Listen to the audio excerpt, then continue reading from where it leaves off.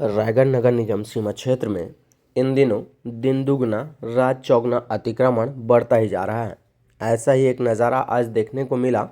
जो बोईर दादर के शालिनी स्कूल के ठीक बगल में कंवर समाज का भवन है। उसके ठीक बगल में एक तालाब है, लेकिन इस तालाब को भी कुछ कब्जेदार या कहें जो ज़मीन के जो भूखे लोग हैं वो अब कब्जा करते नज़र आ रहे हैं। यहाँ देख सकते हैं, यह तालाब का जो मेढ़ है उसे जेसीबी से खोद के अपने कॉलोनी पे मिलाया जा रहा है। अब हम नगर निगम से तो कोई उम्मीद कर ही नहीं सकते, इसलिए क्योंकि जब शहीद चौक जैसे बीच सड़क पर जब अतिक्रमण होता है उसे नगर निगम रोक पाने पे असमर्थ होती है, तो भला इसे भी कैसे रोक पाएगी, यह किसी की समझ से परे है। लेकिन हम रायगढ़ के विधायक और छत्तीसगढ़ के वित्त मंत्री से एक अपील करना चाहते हैं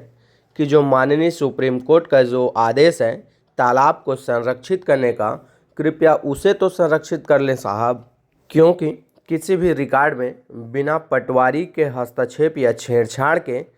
संभव नहीं है कि वह कब्जा कर ले। लेकिन जब पटवारी का कलम चले और सारे अधिकारी खामोश हो जाएं, तो यह समझ लेना कि अब कुछ भी हो सकता है, क्योंकि ज़मीन किसी की भी हो सकती है और कहीं से भी उठकर कहीं भी पहुंच सकता है।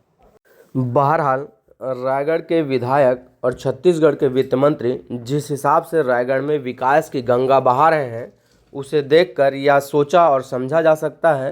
कि इस जो तालाब में जो अतिक्रमण हो रहा है उस पर भी कहीं न कहीं अंकुश लगने का एक छोटा सा उम्मीद किसी के मन में तो जग रहा है। ऐसा हम इसलिए भी कह रहे हैं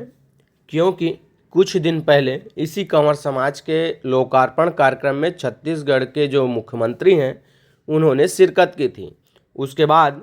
कहीं न कहीं इसके बगल में जो अवैध कब्जा है, क्या शासन और प्रशासन के नुमाइंदों को इतना भी डर नहीं है कि यह तालाब संरक्षित करना है और इसकी शिकायत भविष्य में हो सकती है और इसका परिणाम भी राजस्व के अधिकारियों को जिन्होंने छेड़छाड़ की है उसे भोगना पड़ सकता है, या फिर जो ये भूमाफिया हैं जो इस पे कब्जा कर रहे हैं उनके मन से वित्त मंत्री ओपी चौधरी का डर खत्म हो चुका है, या वो ये पूरा आश्वस्त हो चुके हैं कि वित्त मंत्री जी इनके इस अवैध अतिक्रमण को नहीं तोड़ेंगे और किसी प्रकार के तालाब को अतिक्रमण करने से मुक्त नहीं करा पाएंगे, क्योंकि कहीं न कहीं इनके पैसे का पावर है जो अब सर चढ़ के इनके बोल रहा है।